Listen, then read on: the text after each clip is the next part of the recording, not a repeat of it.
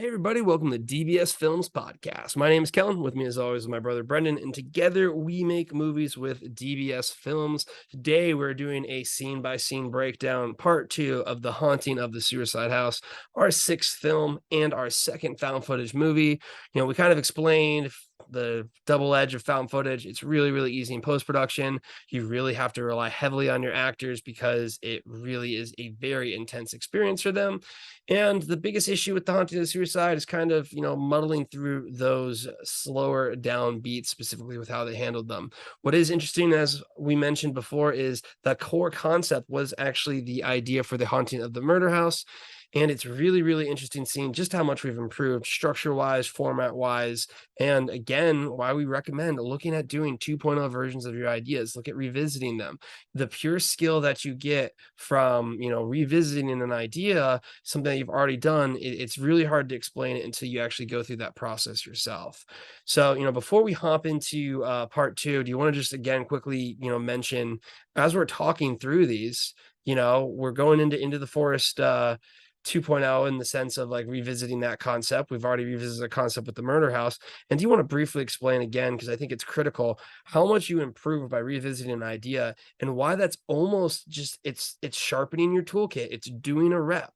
And it's something that, I think we find very lacking in filmmaking and indie filmmaking is just trying to focus in on your skills with something that's a constant of, hey, we know this idea works. We know we can pull it off. Let's make it better.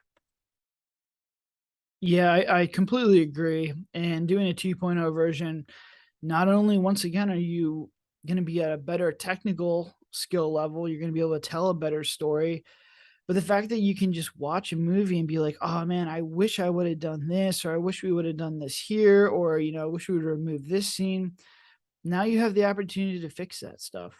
And the jump from Suicide House to Murder House was so exponential that you really can't even tell that the movies are similar. Most people don't realize that the Murder House is a 2.0 version of the Suicide House just because of how much better we got in the whole filmmaking process. So yes, while you want to kind of go out and explore new ideas, there's nothing wrong with that, but I really think that making a 2.0 version of the movie, improving your product is just something you should really look into because the whole process was so much faster as well. Writing the script was much easier. Being able to show the actors the first movie and be like, this is what I'm trying to get. These are what we're trying to do with the characters allows you to just really be on the same page with the actors at a much faster scale, so their performance is gonna be much better as well. So, there really isn't any downside. And, I hear it all the time. Filmmakers are like, well, you keep redoing, or they're like, why would you do a 2.0 version? I don't understand it. Even the actors for that I was interviewing for Into the Force 2.0 were like, why are you remaking a movie you made 5 years ago? And so it may not make a lot of sense. It may seem like something that is just a little bit odd, but trust me, your 2.0 version is going to be so much better. And this isn't like, remaking and rehashing like a lot of superhero movies, or you hear it a lot in Hollywood where they're making the same kind of movies. This is really you just being so much better at the movie making process that you should be able to give that to your fans and be like, look, we really like this concept. This concept did really well with, did really well as far as like putting it out there and getting its money back. Here's another version, and I'm just that much better at making films. Yep, I think that sums it up perfectly. Again, you learn so much and it allows you to do so much more when you just basically hone in on the idea. So, when we last picked off, we got through our cheat code of the interview scenes and essentially saying that if you're doing found footage, do interview scenes. They're short, sweet, easy. It's like a montage of a downbeat. What we pick up now is something that honestly, I don't know if it's this scene that does it a lot for me, just because of like the way it's kind of used as like an acting prop. But I'm just not a fan of downbeats where they're eating food. I'm really, really like we use it for like montage for like Murder House, where I'm like, eating chips or drinking energy drinks is like kind of like quick cutaways. But this is a static shot of them just sitting there eating chips in like a sandwich and Kai's being coy that he got the interview with Alex Stone, who got released from prison. So I think this scene highlights a lot of things. You have a complicated story, expect your downbeats to be all over the place because you have to say a ton of stuff. Really, if Alex Stone was the only thing that she got possessed as a child, and then you built to this, it'd be perfect. But since we have so much going on, Rosemary, the baby, the bathwater, all of these things are mixed into one. We're basically going through that, explaining this. So I think a lot of people could be like, who's Alex Stone? You know what I mean? Like, who is this person that they're even talking about right now? And I think that drags with it. And then again, to me, man, just them eating the chips and whatnot is just it's like nails on a chalkboard. So that's my overall opinion of this one. Do kind of again explaining with how downbeats should still have momentum to this because it's a static shot that just goes all over the place and wanders around before you actually get to the point. Yeah, I mean, I see what the purpose of the scene is to just build up Alex Stone. But once again, like here's a way for me to look at this movie on a top-down basis because we've completed it, we uploaded it, and I'm like, hey, like this feels out of place and there's no tension. They should have done this whole thing like right outside of Alex's Stone's apartment. Kai could be like, this is what's going on. This person's crazy. This person killed a whole bunch of people, I think was like her backstory. And they're standing right outside their door. Literally within seconds, they're going to be inside their door. So now you have stakes. You understand that their life could be in danger. This person could be a wild card. This person could be a crazy person. And it's just a much more, it's just a much easier and better way to build tension than having them outside and like I think they're like in the backyard. So there's just little things that you can move around to just make a better story, make it more interesting, and that's just a small way to do it. And I think it would flow better as well because then you could end the scene by them being like, "All right, ready," and then they go inside the house. So it's a cooler transition as well. As far as them eating things, yeah, I completely agree. Number one is it really bad for sound, especially um it's just annoying and it's going to make getting audio levels and everything proper that much more difficult. Now we're using a boom mic before. And I think one of the reasons we stopped doing food is because now we use lav mics and that'll be very, very loud if they're chewing on chips and other kind of beverages or drinks.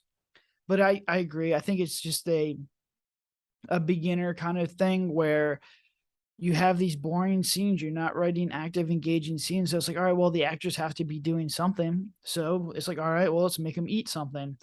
And, to get your actors to eat constantly, it's always going to look fake because they're obviously not just going to continually eat all the food because you're going to run out of food and they're going to get full. But I mean, we've done a lot of dinner scenes. We do one in the Morgan estate and they've never turned out well. So unless you could pull it off, unless there's an actual reason to have the food, then I would just have them do something else. This scene could have been much better done if they were just working on their camera gear. And we did in the murder house. There's the downbeats are with them actually fixing and setting up their gear. It makes more sense. It's more engaging, and you don't have the annoying food chomping and just the bad audio, annoying kind of thing that we had going on in this one. Yeah, I think that ends up happening a lot just when it comes to, you're looking for ways to spice it up. Oh, they're talking, food. Again, pizza and beer scene. What do we make them do? Eat and drink food and stuff. So I think it's a natural tendency for an indie filmmaker to kind of be like, well, they're talking over food. But man, that's a brutal scene there. So we get back to the house. And then this is actually one of the better overall scenes. And I think it's something where when you stack scares and not even scares, but just action, there's kind of a pretty good payoff here. So what this scene is this is Kai doing his voodoo magic at first, saying he's channeling the spirits. Then you have Steven, the camera breaks out and there's a bunch of noises are played, and then it cuts back to them and they're like, oh my gosh, that was so good. He's like, there's a bunch of noises and stuff played. It's pretty funny because he's like, it's a bunch of animals and what not played backwards, but it's clearly like humans laughing and stuff. So, obviously we changed it in post for that. But it ends up showing that it's a fake scare, but because the actual camera goes out and whatnot, and because the audio is loud, it's like, oh wow, there's actually something going on. Then you have them go, and he's basically like, um, they go into the bathtub and they're like, like, how did this happen? Like, how is this possible? And like Steven's like, I didn't do that, guys. Like, this is like the actual thing. So it shows that they were faking it. And again, this is the big twist with their faking it is when the person can basically say, I wasn't faking this. So I mean, that's we literally have that same scene with Kai in the murder house. Then you go to the black bathtub, and then you go to the alarm going off. So you have all of these things happen within 2 minutes. And I think of the entire movie, this is probably the best sequence, in my opinion, of just how those things snowballed and escalated and kind of like a crescendo with a final loud noise. And whether you think it's scary or not, totally up to you. Again, the lights are on, so it could be spookier, but things happen and things continue to happen. And the escalation of the things happening is there. And I think it's actually one of our better combos of scenes that we do, especially in the earlier days of the, Hateful Eight. Yeah, I totally agree. I think it starts off well where they're walking and talking and narrating to the camera. I remember this took us a lot of takes to get this done. We had a lot of focus issues with the DP. We had a lot of issues as far as like lines going. I just remember this one taking forever to get done. But I mean, the whole thing with the alarm and the bathtub and all that stuff building on each other is just a great way to really pace the scene properly. I thought we did a good job. It's frantic. The pace is there. None of this stuff is really scary, but it's engaging. And having sirens or the alarm in the audio just adds an element of tension. It's a scene that was done really well in Insidious, and we kind of, moved on and used it again in The Girl in Cabin 13. So I always think that having that loud noise is very, very unsettling. And, the alarm sequence is actually kind of cool. It's like, well, there's not supposed to be power. There's not supposed to be an alarm hooked up. So why is this going off? So I definitely think that it was just a really well done sequence. But it comes back to the general philosophy of you can make a good movie, you can make a bad movie, don't make a boring movie. Is any of this stuff any good as far as like really having good scares or being really engaging? No, not really. But stuff is happening, stuff is going on, and you're kind of like, all right, let's see what happens. Let's give this little indie movie a shot because at least I'm not bored. Yeah, that's really, again, the critical thing is there's a lot happening, it's moving forward, and it's pacing that plot. So next we go to what I think also hurts me a lot is we get a night scene. So basically it's like, oh man, that's really spooky. And they're like, this could be the chance. They essentially get Steven to stay, which again is, you know, or wait, no, that's later on. So they basically like, all right, things are going weird. We're staying for the night. We're very excited still for this point. And then we get the night scene where Kai's just banging his head against the wall. You get a little pop scare with Steven. So I think the Steven pop scares go where you turn around. But the reason why I said it kind of makes me like, I'm like, oh my gosh, it looks so much better at night with that view, and especially found footage, because I think it didn't really look as good with Murder House, like the look and the lighting that we had there. And I think it's only because of the perspective of the found footage. Like it feels really like Steven feels like he's right there when he like pops in front of you. And I think it goes back to the POV effect of it. But man, if this whole movie just looked like this, it would be a completely game changer. Like literally, it has such a much better horror found footage look in this night scene right here. So what do you think about the look and how important that can be? I think now we just say it like put it at night, like come on. And then the second thing is going to be, you know, what are your overall thoughts of that scare? I think the Steven scare was cheap, and then Kai was just banging his head. I mean, I think we tried the banging of the head twice, and I think it kind of represents like what you just can't do. I don't think we're ever gonna write you find them banging their head until we can have some type of special effect or something where like, no, they're really smashing their head against it. Like it highlights also what you can't do, I think, when you redo something as well, too, because that was our second attempt at a scare like that. And I think both times it fell flat in Whitlow and then in this one too. Yeah, I think just having this movie shot at night would make it a much, much, much better movie. And the fact that we didn't, and this is an issue with a lot of our movies in the beginning, is yes, you want to shoot during the day because you can schedule stuff during the day and you don't have to shoot overnight. but like you can black out the windows. There's a lot of ways to just really create the tension. And that's what we did in the murder house. The murder house takes place at night. The whole movie shot at night.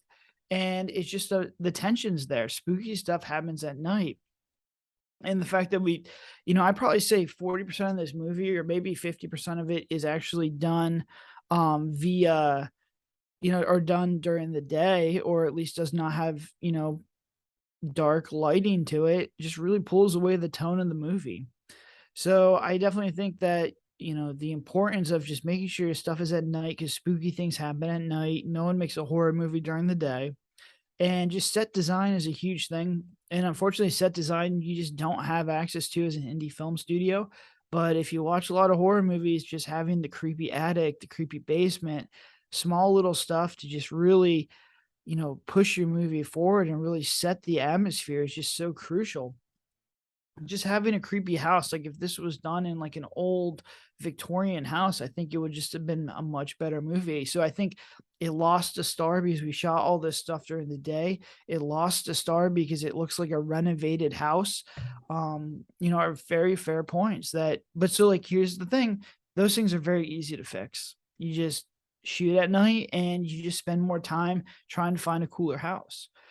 As far as the scare goes, you know, the reason that people like found footage is because it's just very engaging, it's very realistic, and that's what you get from the POV. It's first person, it's just your brain really thinks it's you holding that flashlight. So scares are just so much better, and we try and incorporate this view in a lot of our cinematic movies, but, when you're cutting around, you do kinda lose that feeling of, you being in the moment, you being that main character. And if, I can handle horror movies, I really don't get scared by horror movies anymore. You put the Oculus on me and you try and put me in a video game where it's a first person view and I'm moving in through like a spooky house and I just can't do it. I remember we tried to download a few of the games and they're just too scary. I couldn't even get through them. So that just highlights the impact of found footage. And I think the scares are right. Once again, it never really hits too hard. I think we make the same mistake with the banging of the head. And I don't really know why we went with that again. Usually, my philosophy now is if we don't do it good once, and I really don't have a way to make it better, then we just kind of scrap it. And this one should have been scrapped, but it wasn't. But I don't think it detracts or takes away from the movie. Yeah, I mean, I really think that is something to kind of keep in mind is a lot of these things are easy fixes. And it's better, in my opinion, to confirm the fixes, oh, we just need a basement and a bigger, scarier house and we're good. And that's a very easy fix. Now, the problem with that is that's going to cost a lot more money. And this, I think, highlights more than anything the reason why this is such a good idea to do. Because if I go into something and I have a very high budget and I haven't done anything before, it's going to be incredibly nerve-wracking. If we're going into something and the only thing that we haven't done is shooting in a better location, then how confident are you going to be to make that additional investment? And I think that's where the benefit comes from the 3.0 and the sense of just, developing these ideas is it allows you to ease into a budget, and it's like, imagine you spend 150 grand on something that's just a poor idea that you could have found out at 10 grand or 15 grand or 20 grand or whatever your budget is. And I think that highlights, what people like about the Suicide House, they like about the Murder House. What people are going to like about Into the Forest, they're going to like about Into the Forest 2.0. It gives you just more opportunities to improve it and slowly scale into the production value. And I think, again, this is why we just highly, highly recommend it because it just has so many benefits. So with that being said, we have another scene that I think we've done this one twice and like it's been done all the time, but you really need something falling down or complete chaos or something like that. But we have the stationary cabinet scenes, and I remember how long it took for us to get the fishing wire to get those ones there.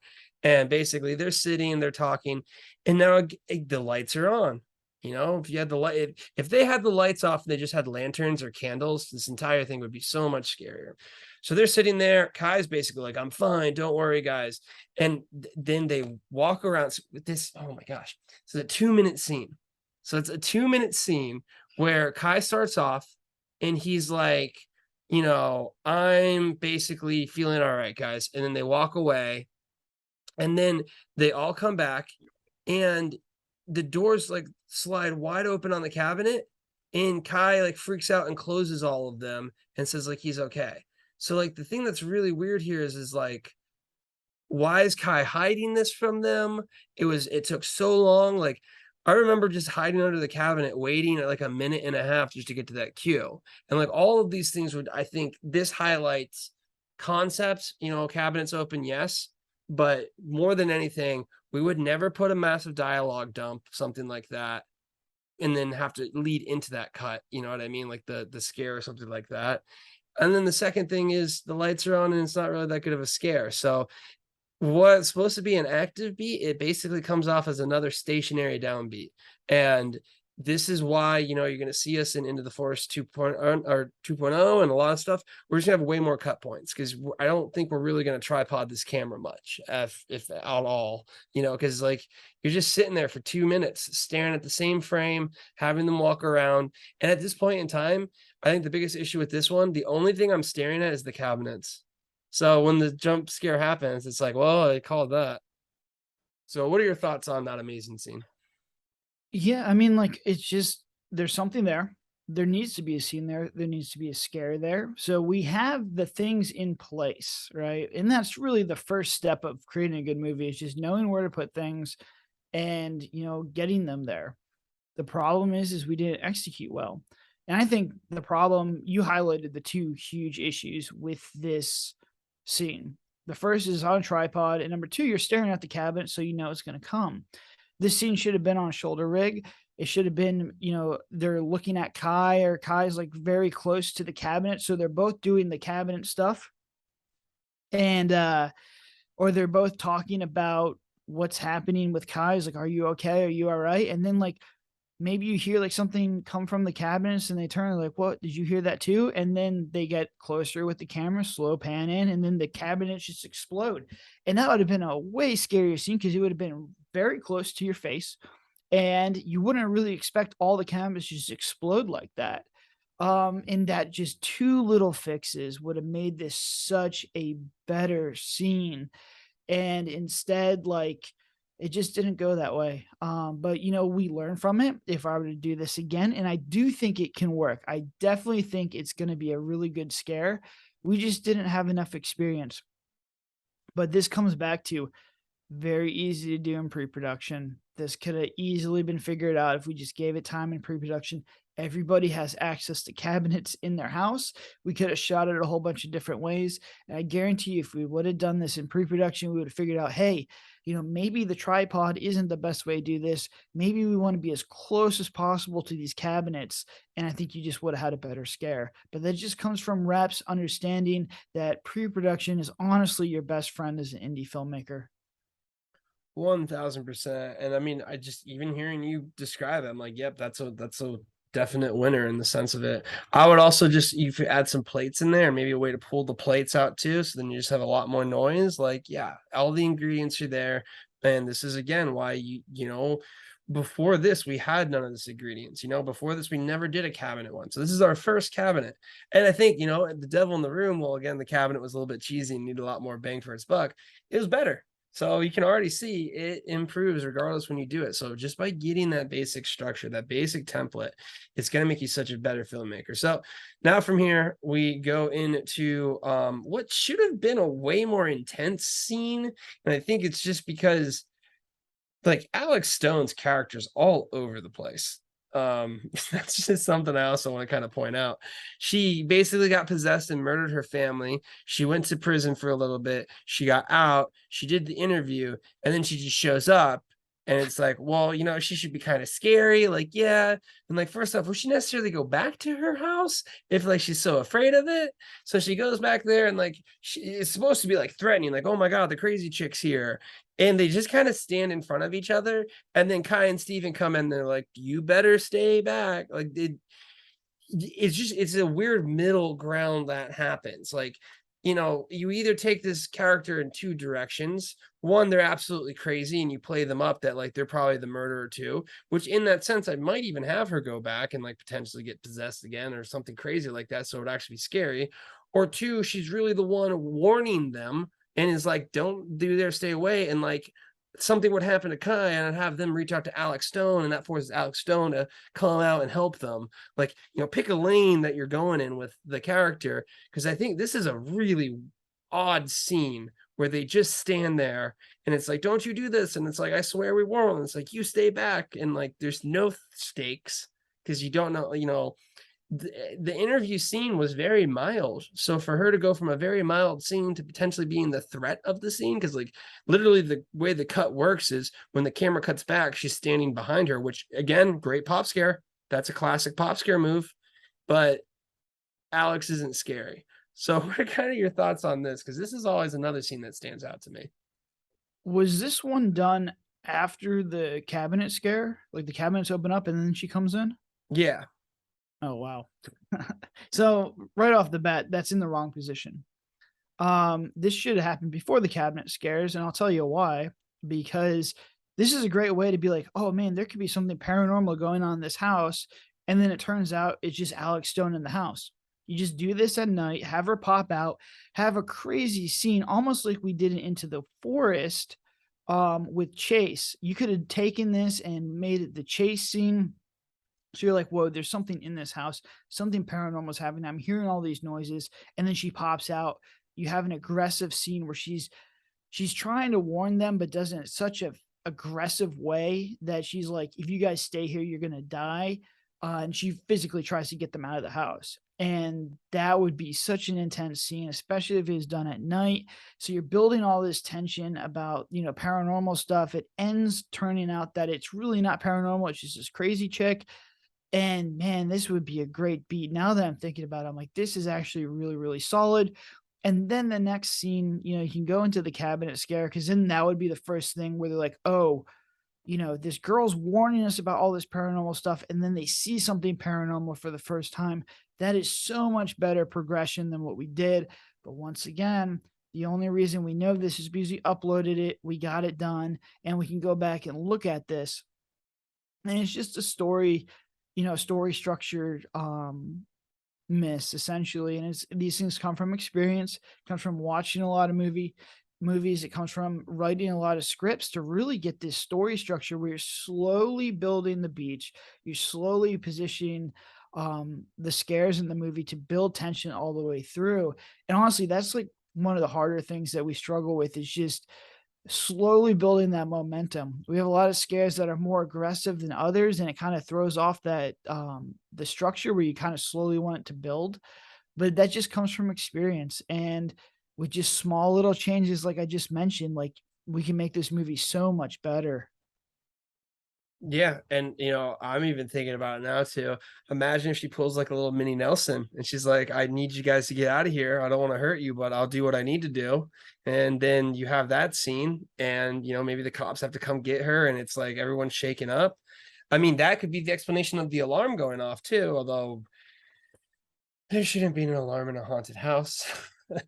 That's also something that shouldn't even be power there. So yeah, there's a lot that comes from this benefit. So we go from there, and then really weird scene to another bad just tripod scene.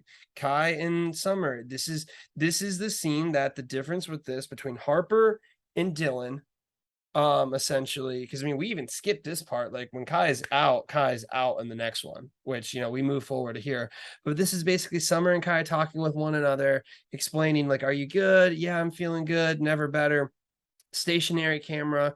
We put a blue light in the door back there because look at us, we have some cool looking in the back. But like, this is just a great example of just dead space in a movie.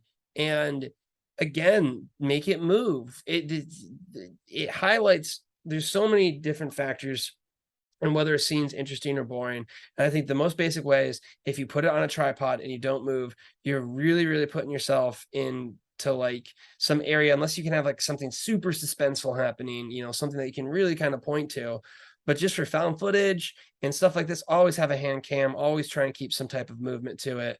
Just because when you're stationary, you lose the benefit of it's you in there. It's that Oculus effect that you're talking about. So real quickly, you just kind of want to talk again of, man, if something physically action isn't happening, it needs to at least be physically shot in the sense where you feel momentum. Yeah, and even in the cinematic movies, Girl in Cabin 13 to Murder House to Shapeshifter, I shot 90% of Shapeshifter with the Steadicam, the shoulder rig, and I continually add it or just shoot more with it. It's not as much with the tripod just because it's just way more engaging. It's just having a little bit of shake gives it a little bit more grittiness. And it's just a more engaging, cooler kind of look to it. And you see it with James Wan. He shoots almost all his stuff with the shoulder rig. So it's definitely a horror thing. Really, the only time I use a tripod is if I'm really getting a really tight lens um, where I need to maintain focus. That's about it. For the rest of the movie, the shoulder rig as an indie filmmaker is probably your best friend.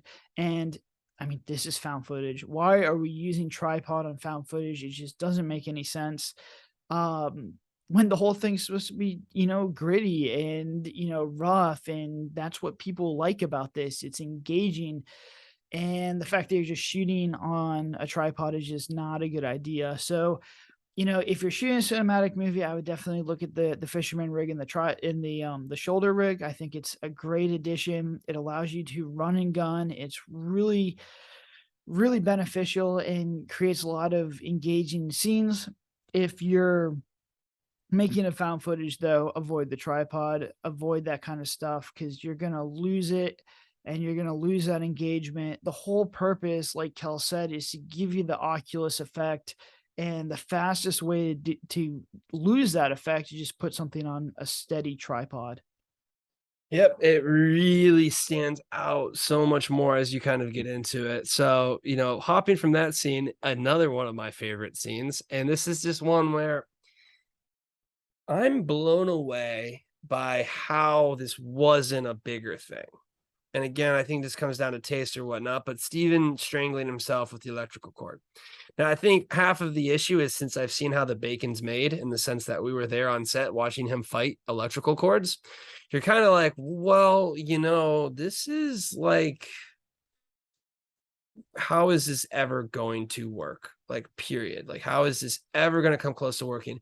And you know what? Props to Steven when he did this because he really pulled it off and like it works. And people are also like, yeah, it's one of my favorite scenes. So basically he just gets strangled by himself. And even saying that, like hearing the reception that we got from it has changed my mind about this scene to almost thinking like, I bet you, you know what, if you did something more like the cord slightly moving forward and then it causing like a chain reaction of items or something like that, almost courtesy Final Destination, I think there's something there that people like. And this again, I think to me is something that's like almost like a 2.0 effect where now I know something in my opinion. If you told me that, I'd be like, this is so bad, but I get it. Like we have to do some type of cheap scare that we can't show anyone to, maybe there's actually something there. So what are your thoughts about Steven's close encounter with the electrical cord? Yeah, I mean, I never felt comfortable with this. His credit, the actor did an absolutely phenomenal job, but it's something we should have done in pre-production. If we would have done it in pre-production, we would have quickly realized that it's not a good scare. We would have scrapped it and done something else. But it was interesting to see the user feedback. A lot of people did like this scare, which I thought was interesting. And it probably has to do with like what you mentioned with the Final Destination effect.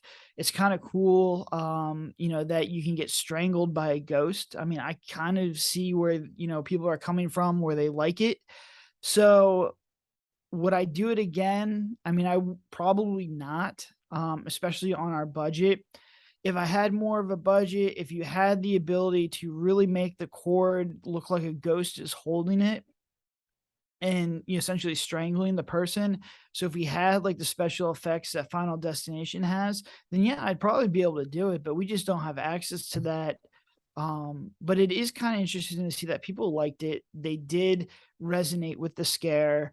And for as bad as we did it, the fact that they liked it, maybe down the road in the 3 or 4.0 versions, we can try this. We just need to obviously have special effects to really pull off the scare and make it look legit.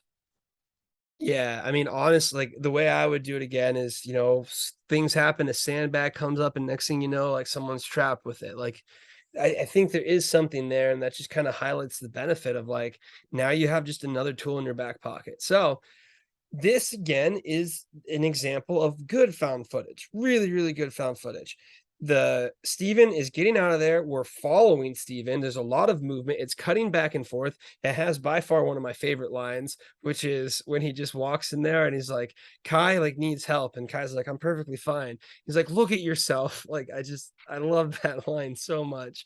Um, but it basically is just a ton of movement. They move around, they go to the door, there's multiple cuts, and we have that same scene that we have in the murder house, which is you need to stay with us because, as we mentioned all the time, in any horror movie, you need to have this kind of decision of should we stay or should we go? Do we make that final decision?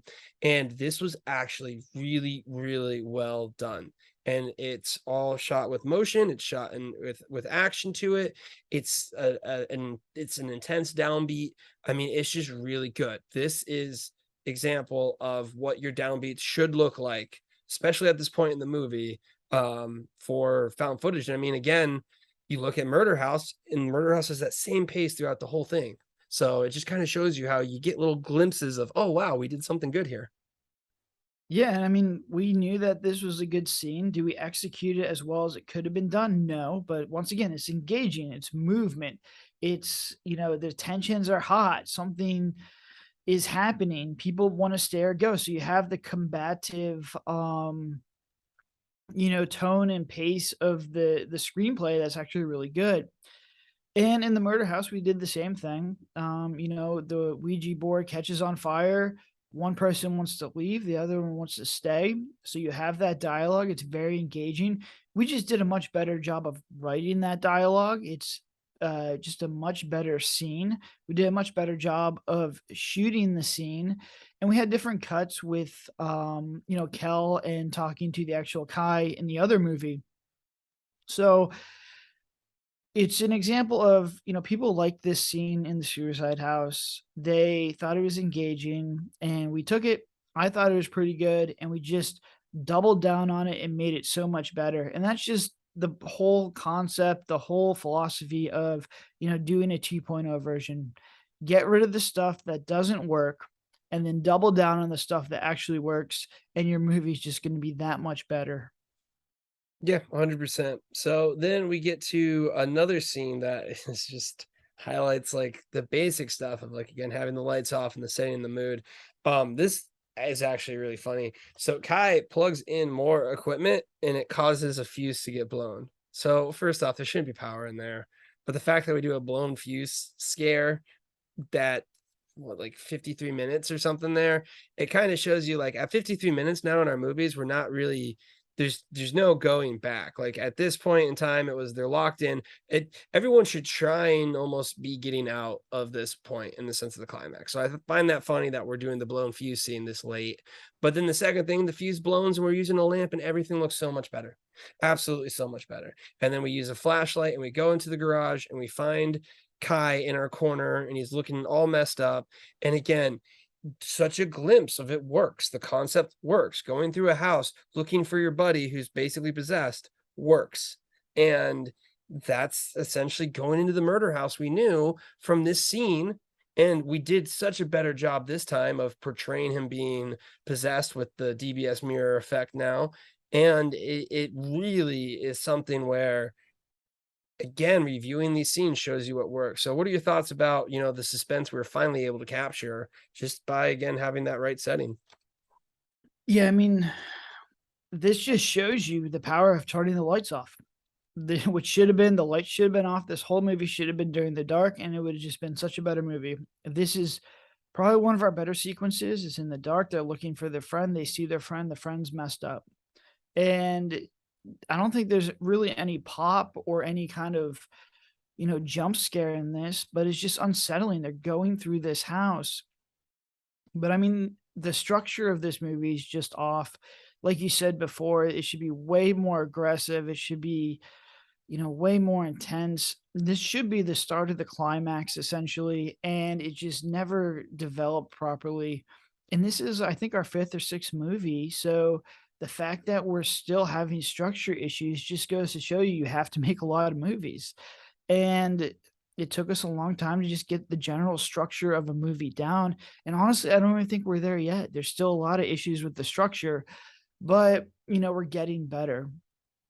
So I agree. I agree with everything. I think that, this is how this movie should have been shot from the start to the finish, and I think you would just had a much better movie. Yeah, I mean, again, and that's where, just those little things end up coming up, and you take a look at the Haunted of the Murder House. Guess what? No power. Guess what? Only lights, and it works really, really well. So we have them looking through there again. We do a really good job here. And then it goes right back to, the lights being on. Where again, if you just had Kai in the dark, being given water and whatnot, and they're basically right about to go pack up, and we have Kai get up and walk around, and then, you know what really hits well here, they basically are trying to get packed up. Kai was sitting down. Kai gets up, falls him into the room, and bam, he gets Steven with the axe. And you know what? It looks really good. And a scene where we really broke the idea of you always need to have like a camera kind of going. This one, we cut to an awkward angle that, unless Steven died, like holding something up over himself like this, makes zero sense. And it looks beautiful. It's flawless. It's a great cut. Really, really good at being able to simulate the axe hit there. So, you want to kind of talk about how, when you kill someone with an axe, you kind of have a cloak of what actually is being cut. Because again, same thing with Into the Forest. Jimmy doesn't have a camera when he gets pulled, but Jimmy's getting pulled. So you're watching him get pulled, and it's not like, you're paying attention to the actual specifics. So I think that's a really good highlight it. But what are your overall thoughts about the chop into the head? Yeah, the reason that this one works out so well is because we did pre-production on it. We knew exactly how to shoot this. We knew how we wanted to shoot it, and we made sure it cut together in pre-production. And surprise, surprise, it's one of our better scenes. So it just comes back to, if you're unsure of anything, do it in pre-production, because then if it doesn't work, you have the time and the ability to just switch it out with something else. You don't want to be sitting here trying to figure out how to chop someone up with an axe with two cameras and make it look good, on the day of shooting. Because even though we did this in pre-production, I remember this whole scene taking a very, very, very long time, because it was just very difficult to get everything in focus and just get the intensity that we wanted, to get the reactions that we wanted, and to get both angles to make sure it cuts together. So it's just an example of, like, even though we did this in pre-production, we still had to devote a lot of time to this scene, because we wanted to make it impactful. This is the first time a character is going to die. It's showing that Kai is, number one, possessed, and showing that Kai, number two, has the ability to kill the other characters. This really sets off the climax, and really starts the cat and mouse chase, which is going to happen with Summer going through the rest of the house. So if missed here, I think people would have turned the movie off, but I think it was done well enough that people were at least going to finish this movie all the way through the climax. So I think, we did a good job, but the reason we did a good job is because we did this in pre-production. Yep. I mean, again, you do it in pre-production, it's most likely going to come out better in pre-production, except for the washing wall scene and whatnot. Other than that, it's basically every single pre-production we've done. It's always going to come out better. And then especially now when we talk about doing the 2.0 versions and everything, well, this is what ends up happening when you actually see a fully executed one. You see it even better. So we do the classic cat and mouse, which again, this you can see again in the murder house. It like you can really pull these different scenes together and just see again the experience from them. But with them being said, it looks completely different in the way it's done. So he comes out there, he misses with the axe. Again, you got a lot of motion, you got a lot of things going on there. And then, I'm a fan of like, you know, to me, we have budget limitations, obviously, when it comes to like how you actually do kills and things like that. And this is why I always enjoy possession and things like that because, if someone's possessed, you don't need anything more than just that person. And the self-stabbing, I think it's good. I think, we were kind of missing maybe some of the effects from like Whitlow in the sense of like, actually seeing some blood or something there. Maybe instead of an arm break, Summer should have probably taken some damage, in the sense of like a cut or something that you could actually see to put up the stakes. But like overall, I think it's perfectly acceptable for an indie film to have basically that end fight scene. Is it good? Not really. Is it bad? I don't think so. I think it's kind of like, oh, okay, that is an acceptable conclusion to what happens, where basically Kai is able to control himself and direct the knife into his stomach, killing himself. And then, Summer, again, we know she lives from the beginning, but it explains why she was in a cast. So I think we even talked about it where maybe like she'd be in like a hospital, like really roughed up or something like that. But I think it's a perfectly okay climax. What are your thoughts on it?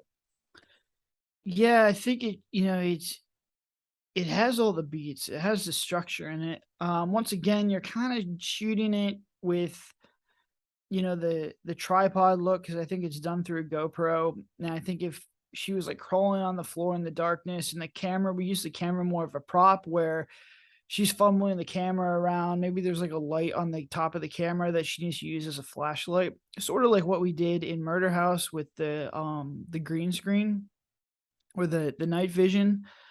I think would have been cool because I think a really cool thing where she like gets hit and falls on the ground, drops the camera like turns and faces her face, and then she's getting like physically dragged into the darkness.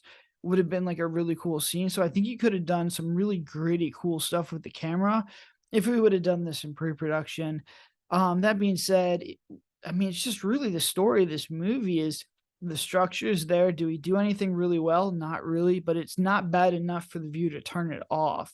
So, the ingredients are there. It's just pretty much like you're being served a bland meal and you just need some spice and you need some salt and you could really, get something here, but it's probably also very undercooked.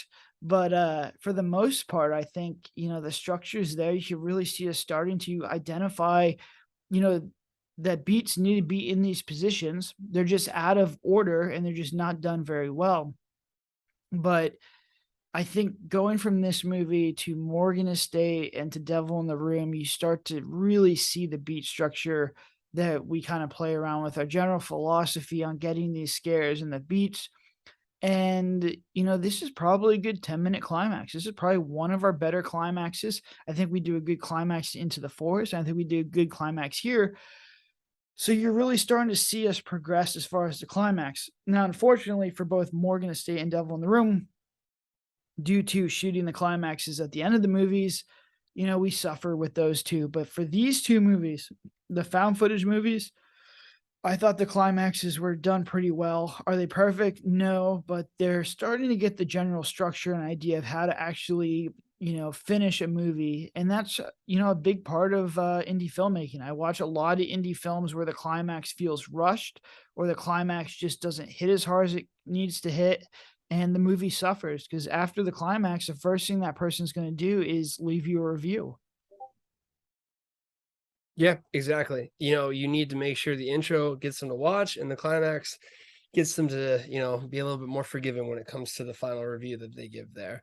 So, we have that, and then we have our little climax point. We go back to the case where, oh, she's absolved by the footage.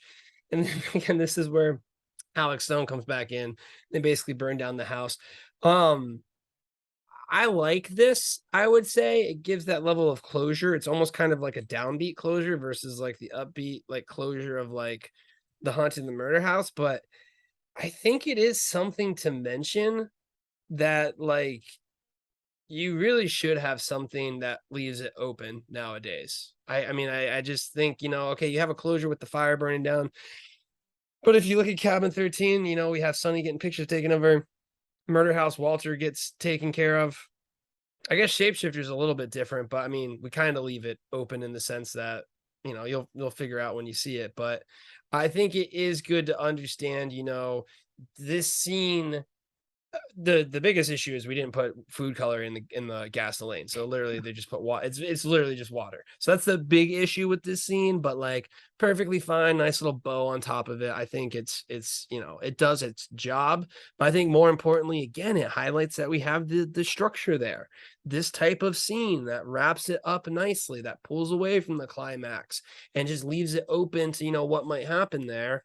I think it goes a long way in making your movie at least, get those final emotions that you need to get out to kind of wrap the story up. Yeah, I mean, this structure and how this movie ended, I actually really like it. It's a cool, like, little redemption arc. It ties the beginning of the movie up into the end, so you're always trying to get like that circle kind of story arc with all your movies, and it just ties everything up. And I thought we did a really, really good job with this ending. And I thought it's engaging. You're like, oh, what is she doing? And then it turns out she's burning the house to the ground. And I think it's cool. Like I really think out of our, 11 or 12 movies, this is one of the cooler endings. I really think, is it done well? Not really, but like as a story arc and a story structure kind of thing, this is actually done pretty well. I like it. I think it's cool. And, that's the fact that, there is closure at the end of this one is kind of cool, because most of our movies, like Kel said, we leave them open ended, and that's just by choice. I kind of like those better. But, I think the writer did a really good job with this ending. And I think we did a pretty good job of writing something that we can actually execute on and make it kind of cool. Yeah, I completely agree. I think it really is something where, again, all of the ingredients are in place. Just need to turn the lights off, just need to do a few more things, add more movement, and it's there. But again, that highlights why, it's so important to do this. And the way we'd remake it, as we usually been asking for these scene by scenes, you can go ahead and take a look at it at the Haunting of the Murder House, essentially the same concept. I really am interested now. Like, I think one of the cool things is showing someone the Haunting of the Suicide House and then showing them the Haunting of the Murder House, showing them literally the movie back to back. I think it's a really cool thing. What I really enjoy a lot from our just Discord channel in general is when people say to us, like, I really like this. We had a few super fans who actually started with Gone, so started with our first movie and watched each one of them in progression. And, that is something where I think it takes another level of appreciation. And what's really great, again, is looking back at these movies and being able to say, this is what works, this is what doesn't work. So, that being said, it's going to go ahead and wrap up this episode. Next week, we're going to talk about The Haunting of the Morgan Estate, which is a DBS classic. Really looking forward to that one, because I think more so than any of our movies, that one had the plot structure there, of being able to carry what the idea and the concept we were. Really, really good candidate for another 2.0, one that we talk about a lot. So very excited for that. Be sure to take a look at The Haunted of the Murder House, Into the Forest, Cabin, The Girl in Cabin 13. All those movies are out there. 2 of them are on Tubi. 1 of them is on Amazon. Be sure to take a look at our Discord channel, because that is the place to be. We make movies for our fans, with our fans. And until next time, have a good one.